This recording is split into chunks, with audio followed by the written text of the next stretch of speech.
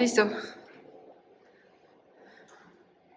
Muy buenos días. Pues hoy continuamos con el segundo día de las jornadas académicas, investigación, creación y difusión musical que organiza el Cuerpo Académico Música de la Facultad de Artes de la Benemérita Universidad Autónoma de Puebla. Hoy tendremos esta conferencia a cargo del maestro Emilio Casco Centeno, integrante del Cuerpo Académico, y se titula su conferencia Intertextualidad musical entre Chopin y Montse como narración estética y cultural. Y bueno, me voy a permitir leer su breve semblanza. Emilio Casco Centeno es profesor investigador de tiempo completo en la Facultad de Artes de la Benemérita Universidad Autónoma de Puebla, donde se desempeña como coordinador de planeación, como parte del Cuerpo Académico Consolidado Música, docente en la licenciatura en música y en la maestría en teoría práctica de las artes escénicas, tutor, investigador y gestor. A la par es profesor hora clase en el Instituto Superior de Música Esperanza Azteca, el Instituto Empresarial Hispanoamericano, y también ha colaborado en la Universidad de las Américas Puebla en el Centro de Crecimiento Cultural VIA, el Departamento de Arte Digital del Instituto Tecnológico de Estudios Superiores de Monterrey, Campus Puebla, en diversas instituciones de la ciudad de Puebla, Morelos, Guanajuato e Hidalgo. Es maestro en musicología, en música por la Universidad Veracruzana, y licenciado en música, piano por la Universidad Autónoma de Puebla. Actualmente es estudiante del doctorado en música, musicología, de la Universidad Nacional Autónoma de México, de la Facultad de Música de la UNAM. Bienvenido, maestro, y pues lo dejo con nuestro público virtual y alumnos que ya se están uniendo aquí en este salón 309. Gracias, Nadia. Bueno, pues empecemos con esta conferencia. Voy a ser lo más puntual y pronto posible porque es un tema que es bastante extenso. Sin embargo, para esto va a ser un tanto necesario que escuchemos dos fragmentos rápidamente. Uno directamente relacionado con la balada de Chopin y otro con la balada de Ponce. Vamos a escuchar primero el fragmento de la balada de Ponce, nada más un fragmento.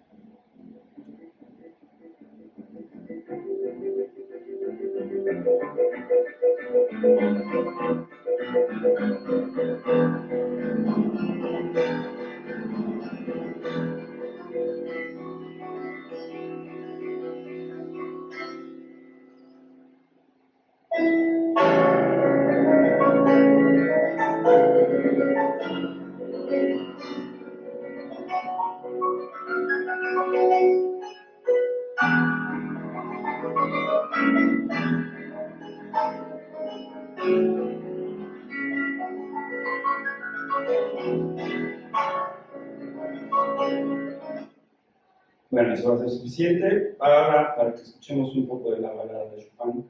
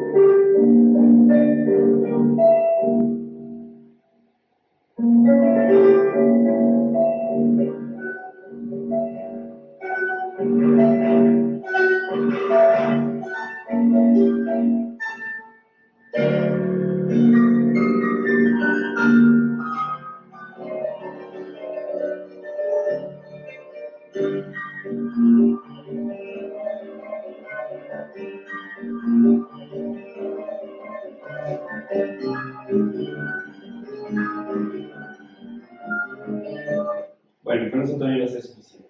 A lo que quiero ir con todo esto es que después de haber escuchado las dos obras, evidentemente, durante varias veces, y sobre todo debido a la dirección de tesis que tuve hace, bueno, recientemente con una estudiante del posgrado que tenemos en la maestría en música,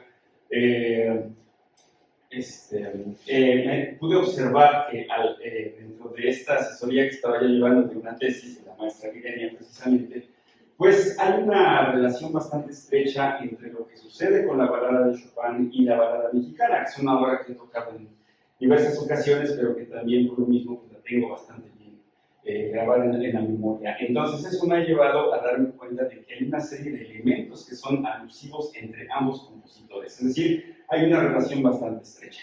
Esto me llevó a formular una hipótesis, que es que la balada mexicana de Ponce es un signo de una transición entre dos corrientes estéticas, la del siglo XIX y la del siglo XX, y por ello representa un cambio importante en la actitud estética hacia la música, y cuya obra musical, en este caso la balada, se puede apuntar como una manifestación incipiente de la música modernista en México. Cabe señalar, aunque vamos a ver más adelante, que esta obra es de 1915, mientras que la balada de Chopin es de la primera mitad del siglo XX. Algunos aspectos que se deben de considerar en este sentido, es que ambos compositores en realidad recurren propiamente a los aspectos folclóricos que hay en su momento, es decir, melodías populares. Ambos compositores presentan en realidad un diálogo entre sí mismos como críticos de la música, como críticos del arte, de la sociedad, de lo que está sucediendo con la sociedad misma. Hay diversos elementos cromáticos que enriquecen directamente todo el ámbito armónico, por ejemplo, el uso de escala de tonos enteros en ambos compositores, el uso de acordes aumentados, que ambos obviamente están cimentados dentro de un ámbito de la música decimonónica. Hay un sentido de transición propiamente, sobre todo en el caso de Ponce, que es al que me estoy refiriendo más con esta tabla, en un momento en el que la revolución está presente, por lo tanto hay un sentido revolucionario, ¿no? Hay una democratización de la cultura, una búsqueda continua de nuevas formas de organización y una crítica cultural y social de los usos de la música en ese momento. Y estamos hablando precisamente de las primeras décadas del siglo XX en México, en este caso. Para considerar esto, lo que tuve a bien fue pensar cómo poder estudiar precisamente esta relación que se da. Me di cuenta que a partir de la teoría de la intertextualidad puede ser bastante claro poder hablar y con mucho mayor profundidad sobre estos aspectos que obviamente están evidenciados entre diversos compositores, diversas obras propiamente, y donde, por ejemplo, aquí se señalan algunos puntos que tiene como características la teoría de la intertextualidad. Es una relación entre objetos, básicamente. Estos objetos pueden ser de la misma categoría o no necesariamente.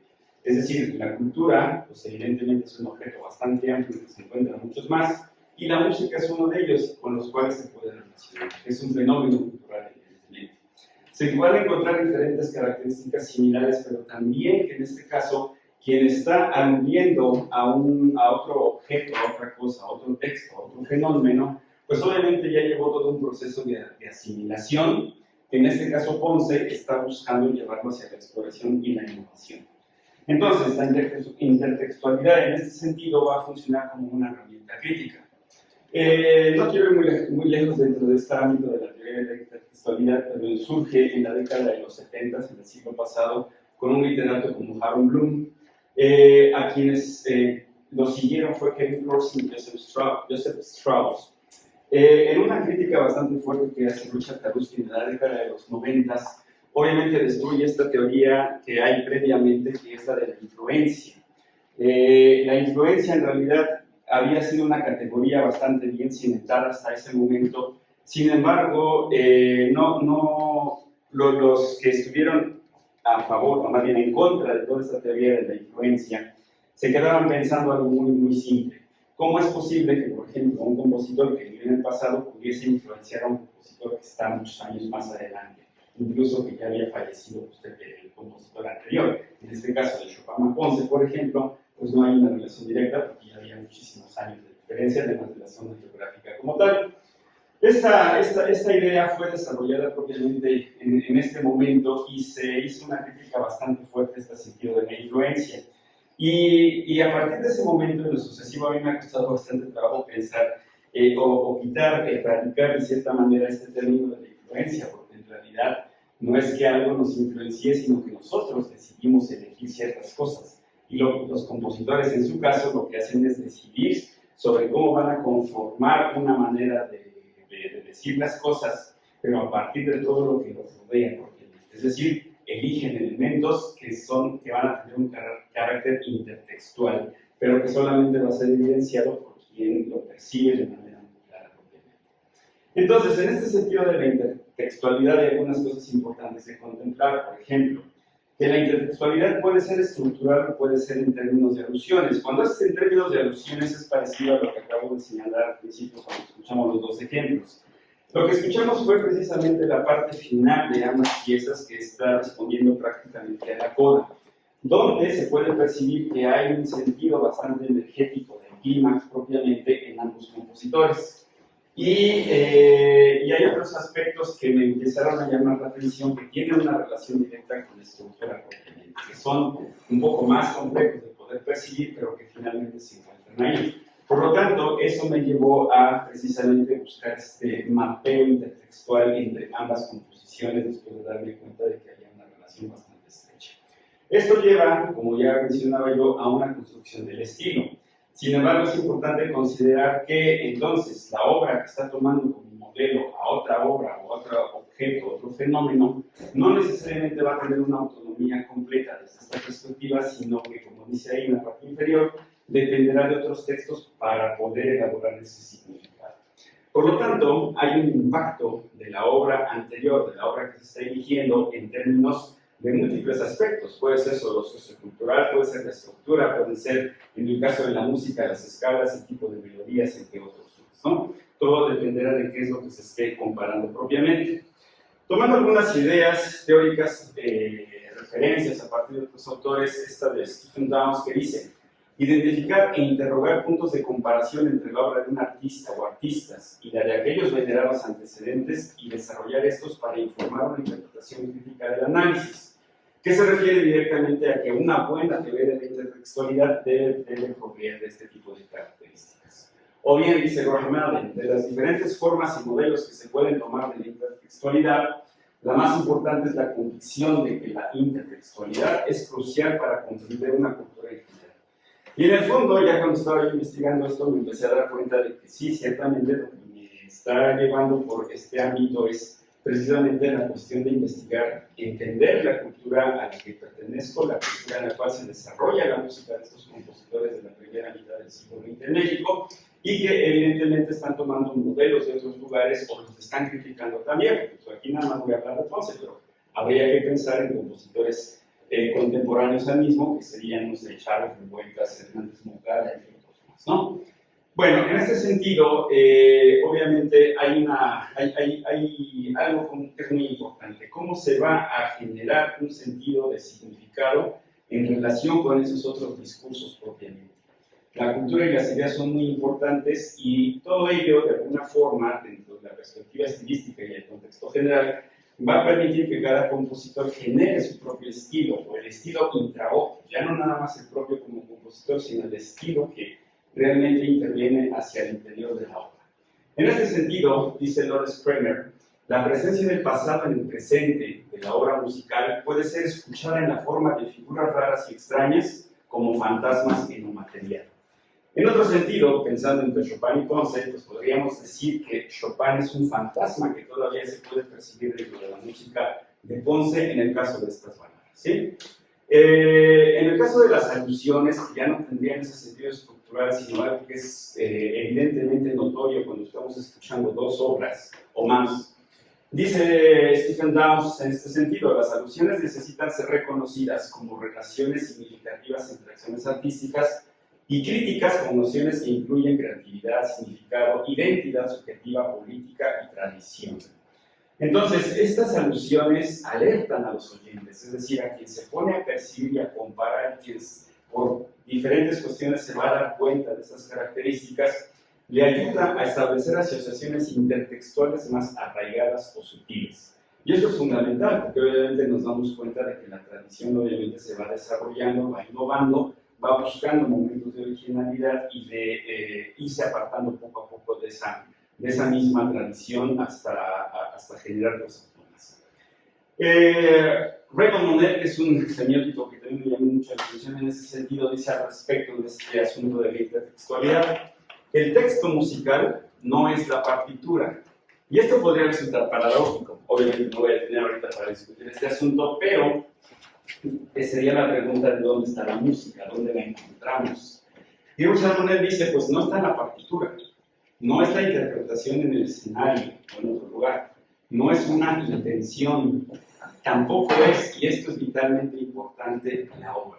Así que el texto musical, ¿dónde está? Digamos que para rápido, el texto musical está en la interpretación que nosotros hacemos de alguna manera de esa pieza.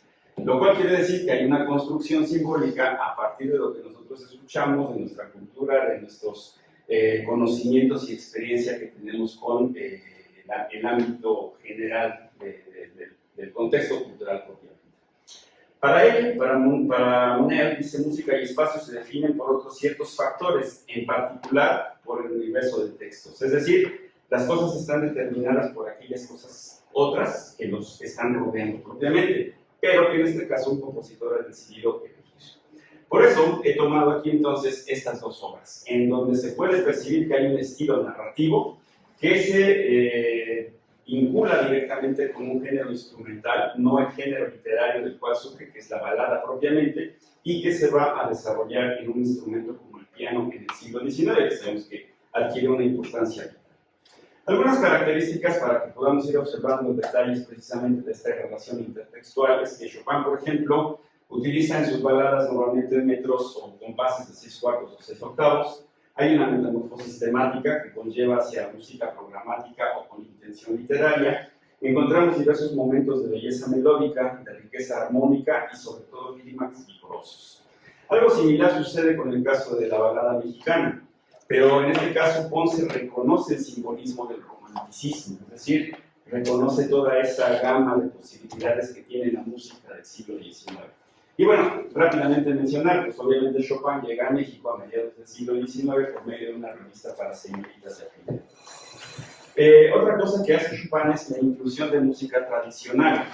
De alguna forma Chopin también lo está haciendo, pero Ponce lo hace de manera muy directa, con la inclusión de una melodía conocida en aquel momento, que es el durazno, todavía se conoce hasta esta fecha, pero también reconociéndose él mismo como parte de esa misma tradición, y entonces introduce una de sus propias melodías que tienen ese carácter popular porque ya había asimilado el estilo propiamente.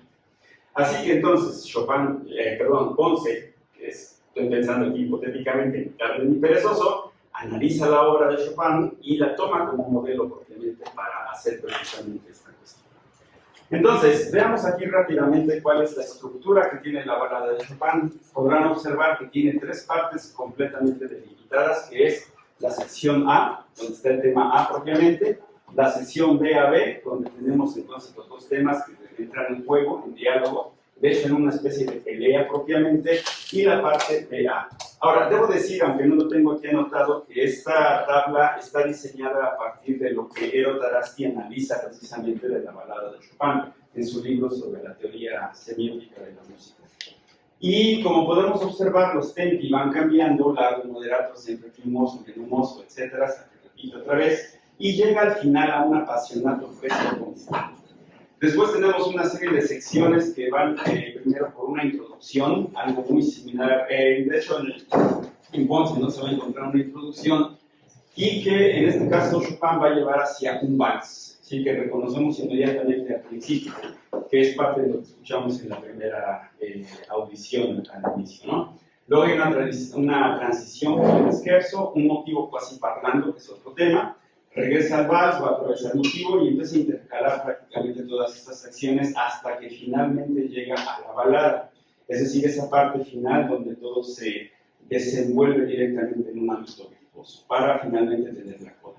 Si se fijan, los compases serán 4/4, 6/4 y 2 medios, siempre en sol menor prácticamente, y bueno, por los diferentes compases. Pero esto, viéndolo directamente con la estructura de Ponce, es bastante similar en el ámbito de que son prácticamente tres partes también, AB y al final AB, que se puede considerar como una sola.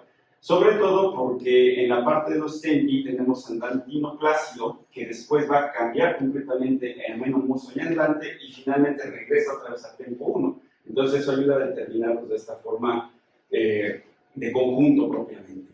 La primera parte es el durazno. Hay una transición y desarrollo. La segunda hay un pequeño recitativo que surge precisamente del tema propio de Ponce, que es Acuérdate de mí, introduciendo la melodía ya de manera propia para regresar nuevamente al durazno y finalmente terminar con Acuérdate de mí. Es decir, ahí empieza un diálogo entre ambas partes, entre ambas melodías, que surge también de una idea que viene de Chopin en esa pelea de los temas que se dan al inicio, pero que finalmente están buscando con cuál de los temas va a terminar. Entonces hay toda una narrativa obviamente dentro de estas obras. El metro, por ejemplo, aquí lo vemos más cambiante, porque lo que hace Ponce es meter esta alternancia entre 3 cuartos y 2 cuartos que tiene durazno, se va a 4 cuartos y así sucesivamente hasta que llegamos al final. Y además, esta idea de tener tonalidades que pueden ser bastante contrastantes. Empieza en la mayor, el tema que tiene Ponce, que se acuerda de mí, lo hace en re bemol mayor, y por cuestiones pianísticas tiene un sentido mucho más claro. La posición de la mano, el hecho de cómo va a estar la mano posicionada sobre teclas negras y teclas blancas, y varias cosas de carácter idiomático en realidad. Después pasa un pasaje sin tonalidad y luego la mayor nuevamente. Si las comparamos, pues podemos aquí observar rápidamente cómo hay una similitud bastante estrecha entre ambas. No se copian exactamente igual, sin embargo vemos la de Ponce que está arriba, cómo es bastante similar a la de Chopin que está abajo. Las puse de esta manera pensando en que pues Ponce toma a Chopin como una base, es decir, está en la parte inferior, ¿no? Entonces hay una similitud bastante estrecha en ese sentido. Si vamos aquí adelante, podemos observar que ya de entrada Ponce empieza a tratar de buscar innovación dentro del ámbito armónico, dentro de la textura.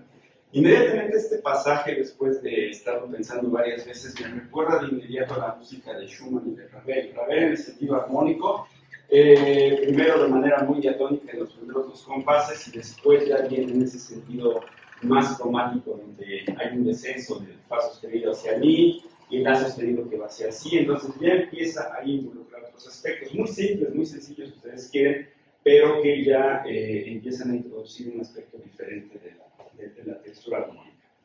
Luego, por ejemplo, cuando introduce el tema B, entonces hace un cambio radical, porque entonces ahora nos vamos a un contexto completamente distinto. Contrasta fuertemente, hay una textura idiomática de piano mucho más clara, hay una explosión en la coda de este tema, que es el que va, digamos, como a ganar después de ese diálogo intenso o esa pelea que hay inicialmente, donde va a buscar una transformación de este tema para llevarlo a una textura listiana, es decir, se escucha como lo escuchamos en el fragmento inicial, de una manera bastante más virtuosa propiamente. Por eso dice ahí carácter virtuoso y grandioso. Entonces, vean el tema como está ahí, la, fa, do, re, mi, re, la, fa, sol, la, si. Bueno, pues ahora lo vemos acá, pero puesto de esta manera. Pa, pam, pa, pam, pa, pam, pa, pam, pa, pam, etc., ¿no? Entonces, todo lo demás pues, son una serie de acordes cromáticos, una serie de acordes que se van repitiendo y demás con notas pedal, pero que finalmente están ayudando a que se sienta eso grandioso también, ¿no? Muy similar a lo que va a pasar con Chopin, ¿no? Voy para allá rápidamente. Y en este caso tenemos algunos cambios métricos que resultan interesantes. Por ejemplo, vamos a encontrar algunas semiolas y que se pueden notar inmediatamente por estos cambios de acentuación. Por ejemplo, aquí el hecho de que la ligadura esté puesta de esta manera, obviamente va a cambiar el sentido de contraste con lo que está sucediendo en la mano derecha. Pero también estas semiolas, aquí estamos en 3 cuartos, sin embargo aquí Ponce lo que hace es meter este bajo en la parte inferior de manera alternada con un silencio y entonces genera un compás de 2 cuartos prácticamente, como una especie de marcha como para que algo siga caminando y que va a contrastar propiamente con la introducción de este ritmo punteado, para después regresar otra vez al sentido de la canción, acuérdate de mí propiamente. Luego de ello, pues entonces nos encontramos que en ambos, algo que es muy característico de los 2 compositores es la belleza melódica. En Ponce, por ejemplo, hay el uso de la música tradicional, y todos reconocemos que en nuestra música tradicional mexicana creo que hay bastante belleza melódica. No por algo, si escuchamos Estrellita de Manuel Ponce, por ejemplo, si entendemos que eso nos lleva al éxtasis de cierta forma y otras canciones, ¿no? En Chopin escuchamos esta simplicidad de temas, no en un sentido peyorativo, sino más bien de que no hace algo tan sofisticado, porque lo va a revestir de otras cosas que van a ayudar a que se pueda percibir de manera mucho más profunda. Entonces, la simplicidad de sus temas hace que se vuelva mucho más expresivo, más melódico. Luego, por ejemplo, comparando la estructura armónica, en Chopin tenemos cromatismo, modulaciones, acordes aumentados y disminuidos y armonías. Mientras que en Ponce, en su balada, tenemos acordes aumentados, mixturas, escalas cromáticas y escalas por tonos. Algo, bueno, que son bastante coincidentes entre sí, o sea, no se pueden ver como algo, ¿cómo se dice esto?, contrastante fuertemente, sino que en realidad, cómo es que están desarrollando este ámbito de la belleza melódica de esta manera. Y que junto con ello, al final, lo llevan directamente hacia un clímax enérgico, reconociendo que esa belleza la pueden explotar para generar estas codas de un carácter mucho más energético. Por ejemplo, en Ponce, pues vemos aquí la estructura armónica que tiene la composición en su totalidad. Todo empieza en este La mayor, que termina en una dominante de compás 78, para pasarse de inmediato a la tonalidad de Re bemol, donde vemos que lo hace a través de la dominante por medio de esa parte B antes del compás 107, que es como un recitativo, para finalmente regresar a una, bueno, va a hacer una transición por una parte que no tiene una tonalidad específica. Vemos ahí después en el compás 153 ya especifica la dominante de la tonalidad principal, que es la mayor, y finalmente regresa. Donde dice AB, pues obviamente son los temas que se van a presentar. El tema A es el durazno, el tema B es Acuérdate de mí. En este caso podemos verlo precisamente como esta sección que teníamos aquí precisamente tiene una estrecha relación con esto que está sucediendo con Chopin. Es ese fragmento climático que resulta importante, donde reconoce este tema del vals y que lo está llevando a este punto propiamente, ¿no? Con una especie de ritmo de barcarola con acordes en la parte inferior, en la mano izquierda, ¿no? Que después se desarrolla, bueno, entonces lo está desarrollando a través de este sentido de corcheas en el compás de 3/4. Mientras que Chopin, si ven arriba, lo hace en 6/4. Entonces, ahí la coincidencia sobre todo es de textura, de color, más que de aspectos rítmicos, armónicos, ¿no?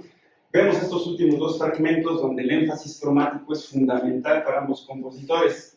Este fragmento que está en la parte superior, que es el final de la balada de Chopin, alguna vez escuchaba de uno de mis profesores hace muchísimos años, que es La sonrisa del diablo. Es un pasaje cromático donde se están cruzando precisamente las dos manos de manera alternada, encontrada como un espejo, para después coincidir en los últimos tres compases en ese descenso final. En el caso de Ponce también es muy importante el cromatismo, adornando su propia melodía de Acuérdate de mí en este ámbito con estas figuraciones rápidas entre sillos en la mano izquierda propiamente. Por lo tanto, regresamos al inicio en este sentido que nos lleva hacia buscar estas ideas que estaban al principio de las diapositivas y que encontramos que efectivamente pues el uso de las melodías populares, o el sentido de lo popular, si no se quiere, como melodías populares, en el caso de Chopin, va a ser sumamente importante, va a estar vinculado directamente. Obviamente este diálogo entre el compositor y la sociedad necesitaría hablar más, no da tiempo en este momento, sin embargo se puede observar cómo están haciendo las veces de comunicar con el público, cuáles son algunos de los aspectos más importantes en términos de crítica cultural propiamente, en su momento. El uso del cromatismo es fundamental en ambos compositores, la escala de los tonos enteros, que ya no me detuve a explorarlas propiamente, pero que están presentes en ambos compositores. Los acordes aumentados, que van a adquirir un sentido estructural para el caso de Ponce, obviamente son obras decimonónicas y la obra de Manuel Ponce, aunque está escrita y hecha, bueno, estrenada en 1915, todavía hace referencia a este sentido. Sin embargo, aquí es donde la considero precisamente como una de las obras que van a hacer la transición hacia el modernismo, por varios de los aspectos que están ahí involucrados en los análisis o en las gráficas que ustedes pudieron observar. Entonces, eso implica un sentido de transición en un momento muy importante socialmente hablando, que es la revolución propiamente, y que después va a tener sus consecuencias culturales, evidentemente, no en ese momento como tal, salvo como especie de elementos incipientes o de atisbos que se van a dar en ese momento y que van a llevar a un sentido de cultura revolucionaria, por lo menos en la década de los 20 y en una buena parte de los 30. Obviamente aquí hablamos de una democratización de la cultura, porque entonces la música de las clases bajas, digamos, la música de las melodías populares, se está insertando hacia las clases altas por medio de géneros que son reconocidos propiamente dentro del ámbito de la música de arte, como la balada, pero también en un instrumento muy importante como es el piano, que se reconoce también como un instrumento de las altas culturas, ¿no? Y finalmente, pues entonces está esta búsqueda continua de nuevas formas de organización sonora y también una crítica social y cultural hacia los usos de la música en este ámbito. Algunas referencias que utilicé pues, fueron mencionadas en este trabajo, no están mencionadas todas, sin embargo sí hay bastante más que explorar acerca de la intertextualidad, y eso mismo lleva a la idea de estar escuchando música, pero ya no desde una perspectiva de escuchar a la obra como tal, sino escuchar a la obra en relación con otras obras que uno ha escuchado, que uno va a escuchar, o que ya se tienen incluso en la memoria. Eso es muy importante para poder hacer este ejercicio de intertextualidad. Así que, pues, muchas gracias por su atención. Fui muy rápido, pero espero haber sido más o menos claro en este sentido, y la relación que puede haber entre ambos compositores por medio del ámbito, la teoría de la intertextualidad. Si tienen alguna duda, pregunta, comentario, será bien recibido. Chicos, pues es ahora la ronda de preguntas. Pregunten todo lo que quieran. Saúl. Sí, yo tengo una duda con respecto a en una referencia que había puesto decía que el texto musical no está en la partitura ni la... Sí, es una cita de Raymond Monel donde dice que el texto no está en la partitura, porque... Pero después me acuerdo que usted dijo que al final, como conclusión, decía que el texto musical sí está en la interpretación. Entonces... No, yo no estoy en más bien está en la... Sí en la interpretación, pero en el sentido de la construcción que tú generas con relación al texto propiamente. No en la interpretación musical, sino en la interpretación. Sí, o sea, digamos, este control remoto no tiene ningún sentido en sí mismo hasta que tú no lo utilizas para algo propiamente. Si lo utilizas para lo cual fue hecho, evidentemente ya ahí va a empezar a generarse como un texto propiamente. ¿Sí? Mi ejemplo que siempre doy es la cuestión, por ejemplo, de los semáforos. O sea, los semáforos es un texto, toda la señalética de tránsito es un texto. Pero si tú no usas esa señalética para lo cual fue hecha, pues entonces el texto no está llevando su sentido para el cual fue creado propiamente. Y entonces ese texto pues no va a tener el sentido para el que fue hecho propiamente, ¿no? Sino que lo estás desvirtuando. Entonces el texto no está en sí en las cosas hasta que uno entre en contacto con ellas y empieza a establecer una relación de significados propiamente, de sentidos que pueden ser claros tanto para uno mismo, en función del objeto que se está utilizando propiamente. Entonces, acá hay como que una interacción y le vemos un... Sí, por supuesto. Ajá. Sí, hasta que existe esa interacción. La interacción. interpretación se refiere como a darle una definición o interpretar como tal todo, ¿no? Todo no como tal interpretación musical. Sí, me imagino rápidamente, es como los boxeadores cuando los están presentando, ¿no? Y se quedan viendo los dos hacia uno, hacia el otro, ¿no? Y como que uno no se mueve, el otro sí, pero en el momento en que se empiezan a echar bronca, pues entonces uno de ellos ya quiere pelearse propiamente, entonces empiezan a ejercer propiamente el sentido del texto en el cual se van a realizar propiamente, que se rinde cuando se suban, básicamente, pero ya están haciendo un antecedente de lo que es el texto, el contexto, si quieres verlo de esa manera, en el cual se van a realizar propiamente como boxeadores, en ese caso. Antes de eso, simplemente se están viendo en la relación alguna, no hay un texto alguno que puedas leer, simplemente se están viendo, ya eso es todo. Bueno, así estoy pensando esta relación. ¿Podrías poner la portada, por favor? Sí, claro. A ver, ¿alguna otra pregunta? Muchas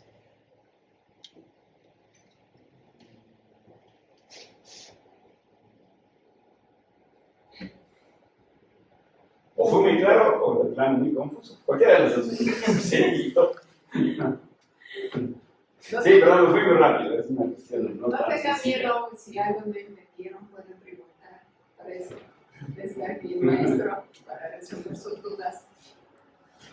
¿Qué fue lo que no entendieron? Todo. ¿Qué fue lo que les gustó, no les gustó? Bienvenida a toda la crítica también. Felicitaciones también. Bueno, ya después, si cuando se vea este video, si alguien tiene alguna duda, alguna pregunta, pues al final dejen mi correo electrónico. Ahí pueden hacerme llegar alguna observación si lo tienen a bien. Acá ya se pasó. Pero aquí está. Entonces, ahí pueden encontrarme. emilio.casco@correo.gov.mx. Muy bien, pues si ya no tienen más.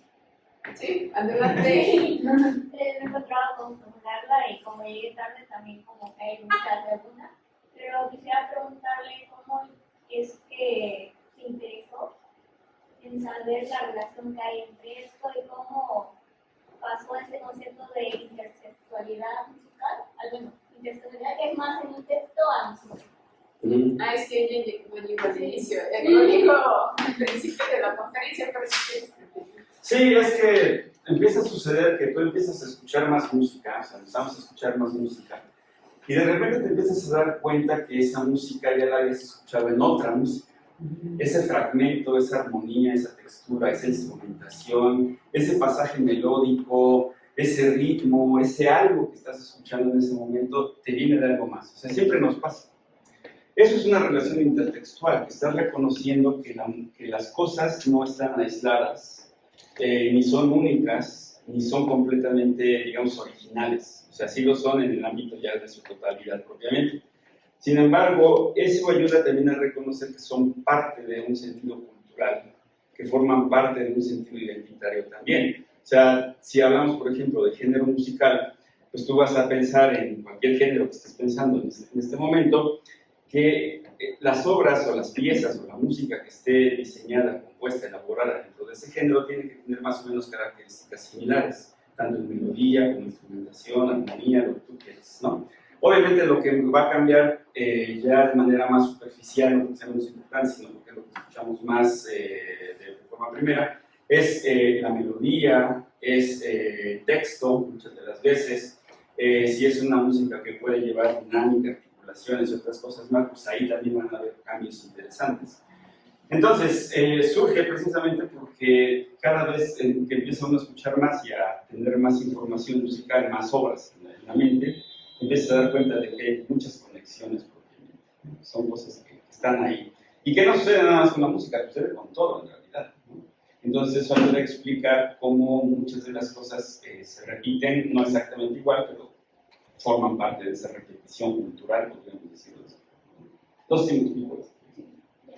Pues bueno, ya no nos queda más tiempo. Le damos un aplauso, por favor, al maestro.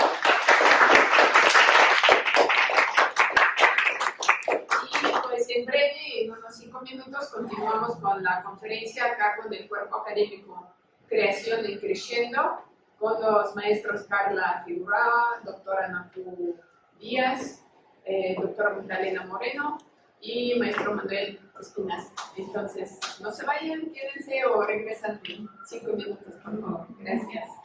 Gracias a todos.